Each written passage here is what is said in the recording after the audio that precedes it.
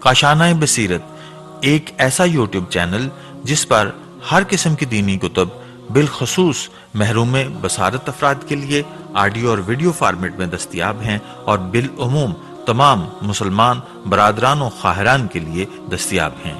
اس لیے آپ سے گزارش ہے کہ بیل آئیکن کو پریس کر کے ہمارے اس چینل کو ضرور سبسکرائب کیجیے تاکہ آئندہ آنے والی ہر کتاب آپ کو بر وقت ملتی رہے۔ کاشانہ بصیرت، کاشانہ بصیرت، کاشانہ بصیرت، کاشانہ بصیرت۔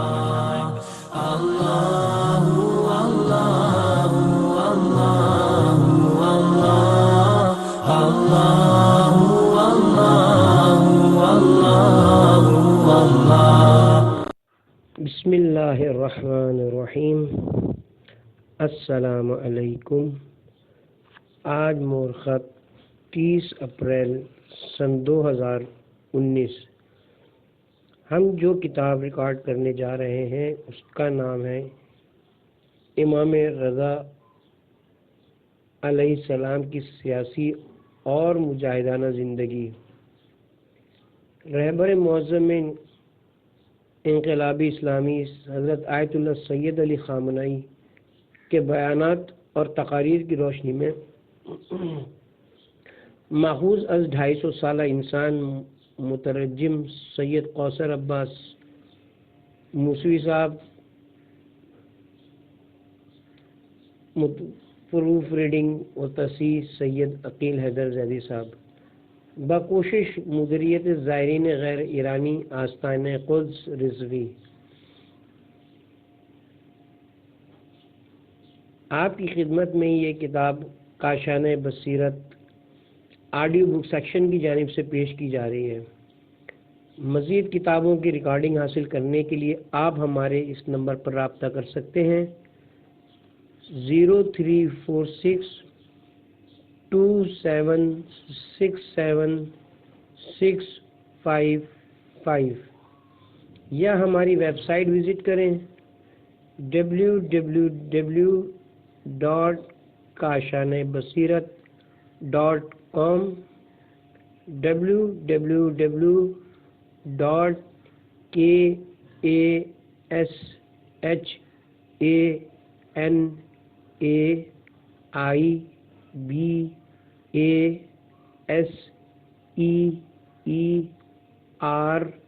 kashanebasirat.com۔ اب ہم اس کتاب کا پارٹ 1 پڑھیں گے۔ فہرست، پیش گفتار، پیج نمبر 7۔ امام علی ابن موسیٰ رضا علیہ السلام کی امامت کا آغاز،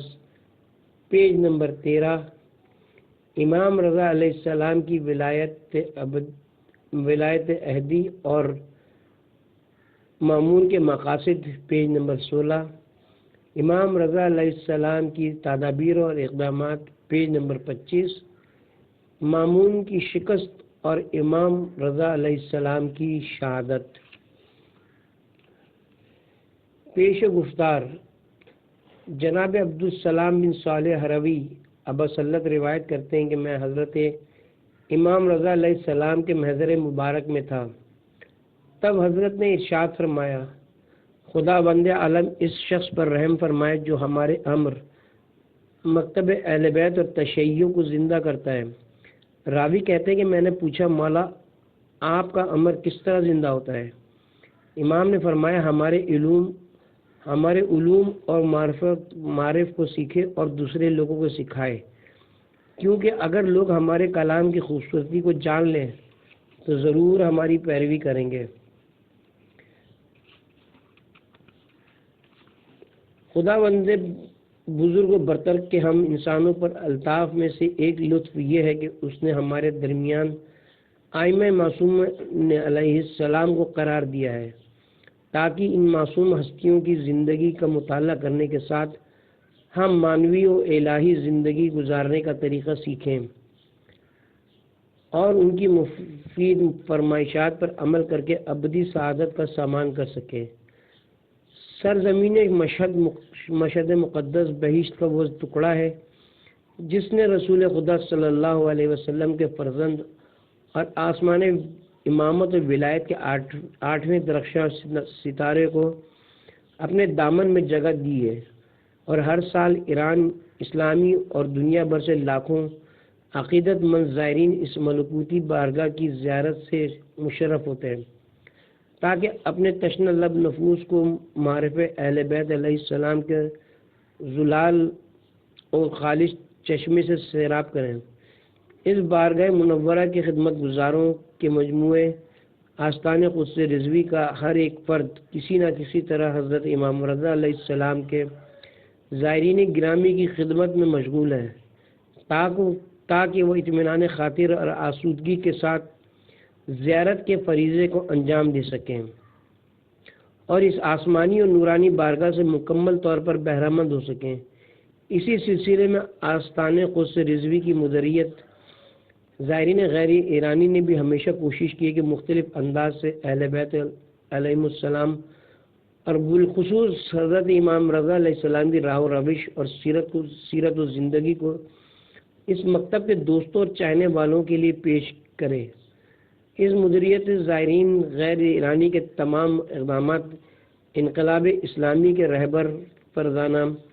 حضرت آیت اللہ سید علی خامنہئی کی فرمائشات کو تحقیق بخشنے، آستان قدس رضوی کے محترم متولی کے اوامر کو بجا لانے، آستان قدس رضوی کے 20 سالہ نصب العین کی سند کو تطبیق دینے اور غیر ایرانی زائرین کی بصیرت افزائی اور معنوی رشد اور ارتقاء کی ضرورتوں کے پیش نظر اسلامی فرہنگ و ثقافت اور تمدن کو فروغ دینے کی غرض سے کیے گئے ہیں۔ حضرت امام رضا علیہ السلام کے غیر ایرانی زائرین کی خدمت رسانی کے سلسلے میں اس ادارے کی بین الاقوامی سطح پر کی جانے والی کوششوں کے کچھ نمونے درج ذیل ہیں۔ مخصوص ثقافتی پروگراموں کا انعقاد، حلقہ معرفت، تخصیصی اجلاس، علمی سیمینارز، تعلیمی کلاسز اور ورکشاپس، علمی و ثقافتی مقابلہ جات، شبائے شعر، مشربہ اسلام ہونے کے مراسم، مہارت دینے اور ہم فکری کے جلسات،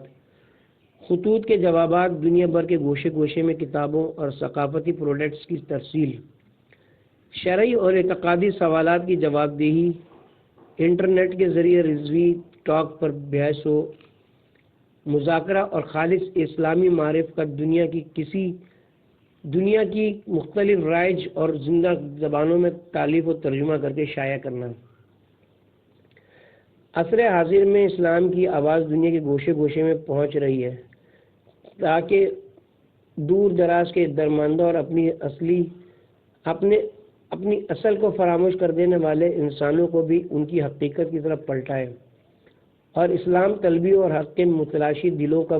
بلند اور انسان ساز معرف کی طرف رجحان سارے جہان میں بڑی تیزی کے ساتھ پھیل رہا ہے۔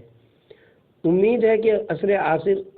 عصر حاضر میں اس کتاب کا مطالعہ حق جویان کے لیے مفید ثابت ہوگا اور اہل بیت عصمت و طہارت علیہ السلام کے زائرین اور چاہنے والوں کی معرفت بڑھانے میں مؤثر اقدام قرار پائے گا اور پروردگار عالم کی رضایت حاصل کرے گا۔ پروردگار عالم محمد و آل محمد علیہ السلام پر درود و سلام بھیج اور مجھے ہدایت کے ایسے شائستہ راستے کی رہنمائی فرما کہ میں اس کے علاوہ کسی اور راستے کی خواہش نہ کروں، اور مجھے ایسے حق کے راستے کی رہنمائی فرما کہ میں اس سے باطل کی طرف رخ نہ پھیروں، اور مجھے ایسی کامل نیت عطا فرما کہ میں اس میں سے کسی قسم کا شک نہ کروں۔ مجھے ایسی طولانی عمر عنایت فرما کہ جسے میں تیری اطاعت و بندگی میں صرف کروں۔ مدیریت زائرین غیر ایرانی، آستان قدس رضوی۔ امام علی ابن موسی رضا علیہ السلام کی امامت کا آغاز۔ جب حضرت امام موسی کاظم علیہ السلام کو ہارون عباسی نے سالوں قید میں رکھنے کے بعد زہر دے کر شہید کر دیا تو عباسی سلطنت کے وسیع قلمروں میں مکمل طور پر ایک جمود کی سی کیفیت طاری تھی۔ اس تاریخ اور ظلمت کے زمانے میں امام علی ابن موسی رضا علیہ السلام کے اصحاب میں سے ایک کے بقول ہارون کی تلوار سے خون ٹپک رہا تھا۔ ہمارے معصوم اور بزرگوار امام علی ابن موسی رضا علیہ السلام کا سب سے بڑا کارنامہ یہ تھا کہ آپ نے تشیع کے اس پودے کو طوفانی حوادث کی گزن سے محفوظ رکھا اور اپنے بدر بزرگوار کے اصحاب اور ساتھیوں کو تتر بتر اور نا امید ہونے سے بچایا، اور اپنی جان کو جو مکتب تشیع کے لیے اصلی ستون اور روح کی حیثیت رکھتی تھی، تقیہ کے حیرت انگیز اصول پر عمل کر کے محفوظ رکھا، اور مقتدر ترین عباسی خلفاء کی مکمل تسلط اور حاکمیت کے زمانے میں بھی امام کی تحریک کو قائم اور جاری رکھا۔ تاریخ امام علی رضا علیہ السلام کی زندگی کے ان واقعات کو بیان کرنے سے قاصر ہے، جو 10 سال ہارون عباسی کے عہد میں اور 5 سال اس کی خلافت کے بعد خراسان اور بغداد کی خانہ جنگی کے دوران رونما ہوئے۔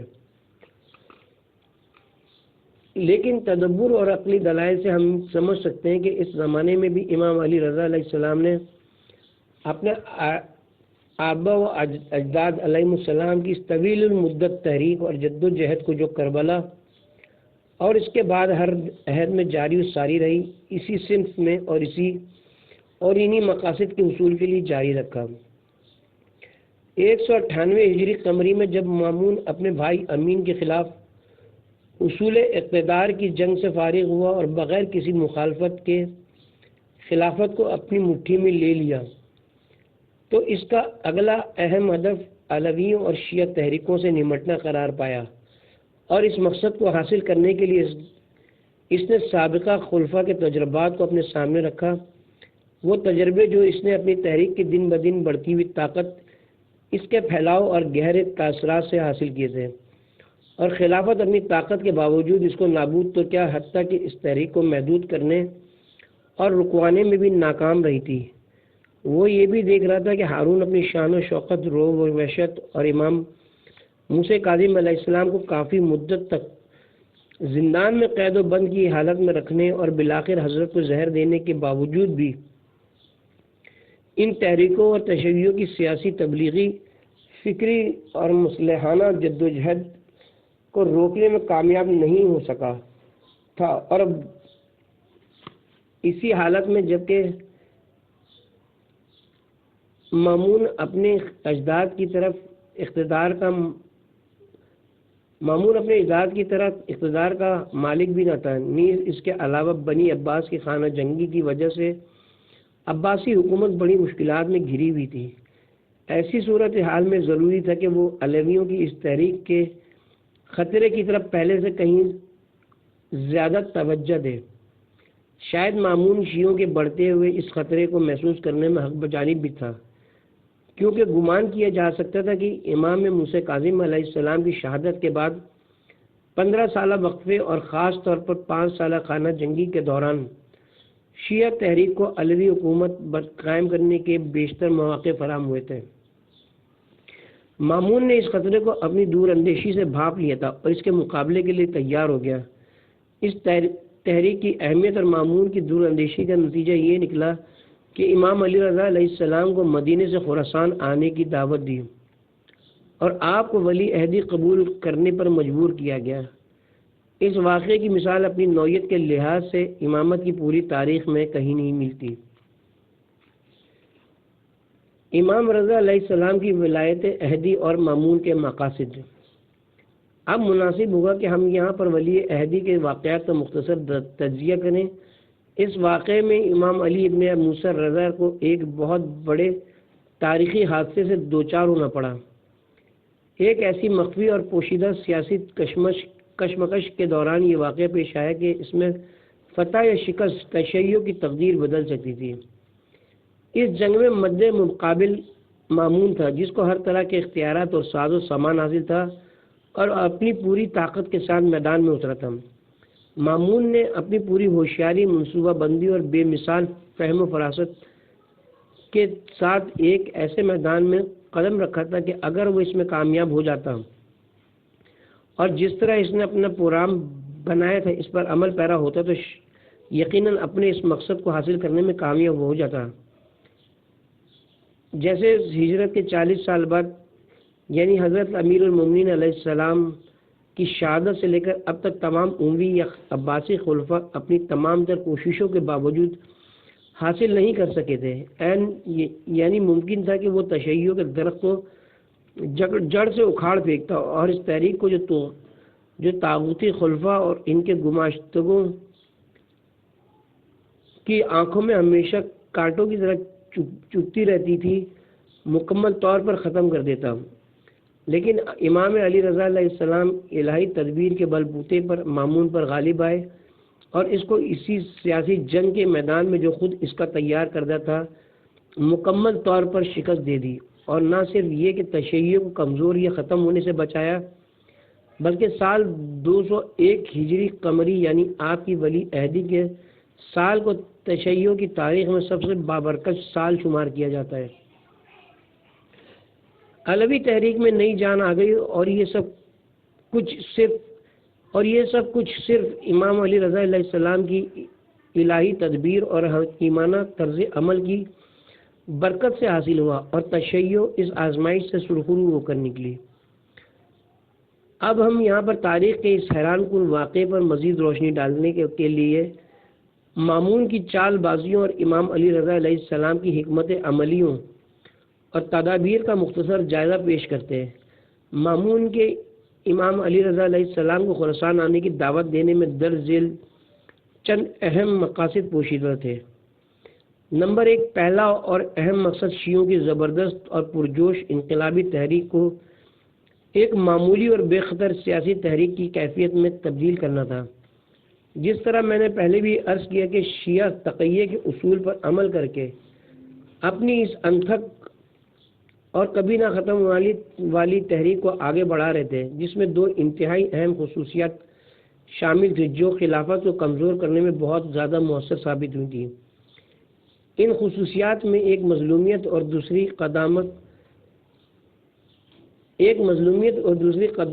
قداست اور معصومیت تھی۔ شیعہ ان 2 مؤثر ترین خصوصیات کا سہارا لے کر تشیع کی آئیڈیالوجی کو، جس کی بنیاد ائمہ اہل بیت علیہم السلام کی مخصوص اسلامی تفسیر اور تشریح سے عبارت تھی، لوگوں کے دلوں اور ذہنوں میں راسخ کرتے رہے، اور جو شخص بھی اس میں تھوڑی بہت دلچسپی کا اظہار کرتا، شیعہ اس کو اس طرز فکر کی طرف مائل کر کے اپنا گرویدہ اور مومن بنا لیتے تھے، اور اس طرح تشیع کا دائرہ اسلامی دنیا میں روز بروز وسیع تر ہوتا چلا جا رہا تھا۔ اور یہی مظلومیت اور قداست تھی جو شیعی طرز فکر کی پشت پناہی میں ہر جگہ ہر دور میں مسلحانہ اور انقلابی تحریک کی صورت میں نظام خلافت کے خلاف منظم سب آرا کرتی رہی تھی۔ مامون چاہتا تھا کہ ایک ہی مرتبہ اس پوشیدہ اور تقیہ کی کیفیت کو اس تحریک کے بانی سے چھین لے اور امام کو اس انقلابی میدان سے سیاسی میدان میں لے آئے، اور اپنی اس چال سے مقصد تشیع اور اس پوشیدہ و مخفی عمل کو جو روز بروز ترقی کی منازل طے کر رہا تھا بالکل 0 درجے تک پہنچا دے۔ اس کے علاوہ مامون اس چال کے ذریعے ان 2 مؤثر ترین خصوصیات کو بھی پیروان حضرت علی علیہ السلام سے چھین لینا چاہتا تھا، اور یہ ظاہر کرنا چاہتا تھا کہ وہ گروہ جس کا پیشوا دربار خلافت میں ایک ممتاز شخصیت کا مالک اور مطلق العنان بادشاہ وقت کا ولی عہد اور تمام مملکت کے امور پر قابض ہو، وہ نہ تو مظلوم ہے اور نہ ہی مقدس و معصوم۔ ممکن تھا یہ منصوبہ تشیع کے اس اساسی طرز فکر کو بھی دوسرے گروہوں کے عقیدوں اور افکار کی صورت میں تبدیل کر دیتا جس کے ماننے والے اس وقت موجود تھے، یعنی تشیع کے طرز فکر کو ارکان حکومت اور ان کے حامی پسند نہیں کرتے تھے، لیکن عوام اور بالخصوص مستضعفین اس نظریے کے طرفدار تھے۔ نمبر 2، دوسرا مقصد تشیع کے اس دعوے کو جس کے مطابق بنو امیہ اور بنو عباس کی خلافتیں غاصبانہ اور ناجائز تھیں باطل کر کے ان خلافتوں کو جائز قرار دلوانا تھا۔ مامون اپنی اس مکارانہ چال کے ذریعے تمام شیعوں پر یہ ثابت کر دینا چاہتا تھا کہ شیعوں کے بنیادی اصول پر مبنی یہ دعویٰ جس کی روح سے اموی اور عباسی حکومتیں غاصبانہ اور ناجائز تھیں ایک بے بنیاد بات ہے اور صرف بغض و کینے کی وجہ سے یہ نظریہ گھڑا گیا ہے، کیونکہ اگر گزشتہ خلافتیں ناجائز اور ظالمانہ تھیں تو مامون کی خلافت بھی تو گزشتہ خلافتوں کا تسلسل ہے، لہذا وہ بھی ناجائز اور غاصبانہ ہے۔ پھر امام علی رضا علیہ السلام نے مامون کی ولی عہدی کیوں قبول کی ہے؟ اب چونکہ حضرت امام علی رضا علیہ السلام کے اس خلافت کے اراکین میں شامل ہونے اور مامون کی جانشینی قبول کرنے سے یہ بات ثابت ہوتی ہے کہ انہوں نے مامون کی خلافت کو قانونی اور جائز سمجھا ہے، لہذا دوسرے خلفاء بھی قانونی اور جائز تھے اور شیعوں کا دعویٰ بھی باطل تھا۔ اپنی اس چال سے مامون نہ صرف حضرت امام علی رضا علیہ السلام کے ذریعے اپنی حکومت اور گزشتہ تمام حکومتوں کے جائز ہونے کا اعتراف کروانا چاہتا تھا، بلکہ شیعوں کے بنیادی عقائد میں سے ایک اہم عقیدے یعنی یہ کہ گزشتہ حکومتیں ظلم کی بنیاد پر قائم ہوئی تھیں کو باطل قرار دینا چاہتا تھا۔ دوسری طرف امام علی رضا علیہ السلام کی ولی عہدی سے شیعوں کا یہ دعویٰ باطل ہو جاتا ہے کہ ائمہ اطہار علیہ السلام زاہد، پارسا اور دنیا سے لا تعلق ہیں، بلکہ یہ خیال کیا جا سکتا تھا کہ یہ حضرات صرف اس صورت میں دنیا سے بے رغبتی کا اظہار کرتے تھے جب دنیاوی لذت نعمتیں ان کی دسترس سے باہر ہوتی تھیں، لیکن اب جب کہ دنیاوی نعمتوں کے دروازے ان پر کھل گئے ہیں تو وہ ان کی طرف بھاگے چلے آئے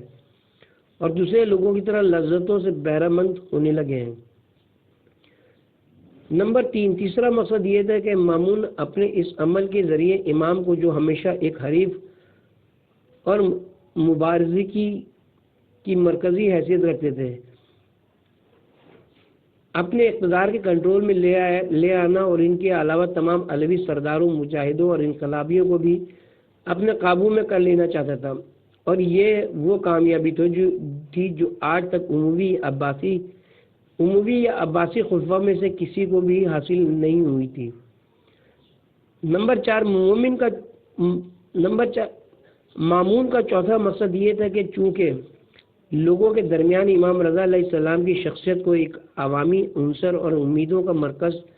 سوالوں اور شکایتوں کے مرجع و محور ہونے کی حیثیت حاصل تھی، اس لیے مامون امام علی مقام کو حکومتی کارندوں کے محاصرے میں محدود کرنا چاہتا تھا تاکہ اس عمل سے آہستہ آہستہ اس عوامی عنصر کا خاتمہ کر کے آپ اور عوام کے درمیان جو محبت، عطوفت اور عقیدت کا رشتہ برقرار ہے اسے ختم کر سکیں۔ نمبر 5واں مقصد یہ تھا کہ مامون ولی عہدی کے ذریعے اپنے لیے معنوی مقام اور آبرو مندانہ حیثیت حاصل کر لینا چاہتا تھا۔ قدرتی بات تھی کہ اس دور میں ایک ایسے شخص کا اپنی ولی عہدی کے لیے انتخاب کیا تھا جو پیغمبر اکرم صلی اللہ علیہ وسلم کی اولاد میں سے تھا، مقدس اور روحانی تھا، اور مامون نے ان کے مقابلے میں اپنے بھائیوں اور بیٹوں کو بھی اس افتخار سے محروم کر دیا تھا۔ سب لوگ اس کی تعریف اور تمجید کرتے ہیں، کیونکہ ہمیشہ ایسا ہی ہوتا ہے کہ دیندار لوگ جب دنیا داروں کی پشت پناہی کرنے لگتے ہیں تو دینداروں کی عزت میں کمی آ جاتی ہے اور دنیا داروں کی عزت بڑھ جاتی ہے۔ نمبر 6، چھٹا مقصد یہ تھا کہ مامون کے خیال میں امام علی رضا علیہ السلام ولی عہدی قبول کرنے سے خلافت کے طرفداروں میں شمار ہو جاتے ہیں۔ ظاہر ہے کہ امام جیسے عالم اور متقی شخص جو پیغمبر اکرم صلی اللہ علیہ وسلم کے فرزند ہونے کے ناطے لوگوں کی نظروں میں اعلیٰ مقام اور عزت رکھتے تھے، اگر آپ حکومت کے تمام کاموں کو سراہتے اور توجیہ کرنے کا ذمہ داری لے لیتے تو کوئی بھی شخص حکومت کی مخالفت کرنے کی جرات نہیں کر سکتا تھا، اور خلافت کے لیے بھی کوئی ڈر اور خوف باقی نہیں رہتا تھا، اور یہ وہ مضبوط قلعہ تھا جو خلافت کے تمام غلط اور برے کاموں پر پردہ ڈال سکتا تھا۔ مامون کی اس چال میں اس کے علاوہ اور بھی بہت سے اغراضی و مقاصد پنہاں تھے۔ جیسا کہ تاریخ کے مطالعے سے معلوم ہوتا ہے کہ مامون کی یہ چال اس قدر پیچیدہ، دشوار اور گہری تھی کہ سوائے خود اس کے کوئی دوسرا شخص اس کو عملی جامہ پہچاننے میں اچھی طرح کامیاب نہیں ہو سکتا تھا۔ یہی وجہ ہے کہ مامون کے قریبی دوست اور رشتہ دار بھی اس کے غراضی و مقاصد سے بے خبر تھے۔ بعض تاریخی واقعات سے پتہ چلتا ہے کہ فضل ابن سہل بھی، جو کہ مامون کا وزیر، کمانڈر ان چیف اور خلیفہ کے دربار کا مقرب ترین شخص تھا، اس چال کی حقیقت سے لا علم تھا۔ مامون اس ڈر سے کہ کہیں اس پیچیدہ چال کی کامیابی کے راستے میں کوئی رکاوٹ پیدا نہ ہو جائے،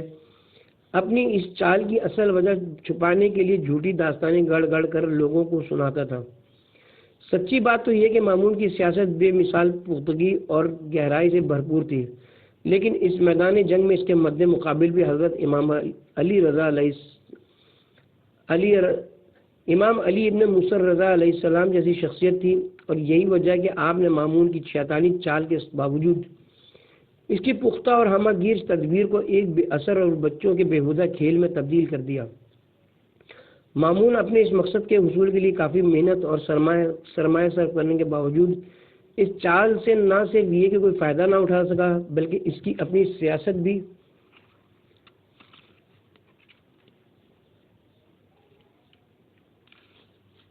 خود اس کی مخالفت میں تبدیل ہو گئی۔ وہ تیر جس کو اس نے حضرت امام علی رضا علیہ السلام کی عزت و آبرو اور ان کے مقصد کو برباد کرنے کے لیے تیار کیا تھا، خود اسی کو اپنا نشانہ بنا گیا۔ جیسا کہ کچھ عرصے بعد خود اس کو مجبوراً قبول کرنا پڑا کہ اس کی گزشتہ تمام تدبیروں پر پانی پھر گیا ہے، اور آخر کار اس کو بھی امام کے خلاف وہی طریقہ کار استعمال کرنا پڑا جسے اس کے تمام آباء و اجداد استعمال کرتے رہتے، یعنی قتل۔ اور مامون جس نے یہ سب کوششیں اور چالیں صرف اس لیے انجام دی تھیں کہ وہ ایک مقدس، محب، خردمند اور پاک و صاف خلیفہ بننے کی آرزو کو پا سکے، آخر کار اسی کوڑے دان میں جا گرا جس میں اس سے پہلے کے تمام خلفاء گر چکے تھے، یعنی وہ بھی برے کاموں، فحاشی، ظلم و ستم اور عیاشی میں مشغول ہو گیا۔ مامون کی زندگی کے وہ 15 سال جو امام علی بن ابن موسیٰ رضا علیہ السلام کی ولی عہدی کے بعد گزرے، ان میں سے اس کی ریاکارانہ طرز حیات کی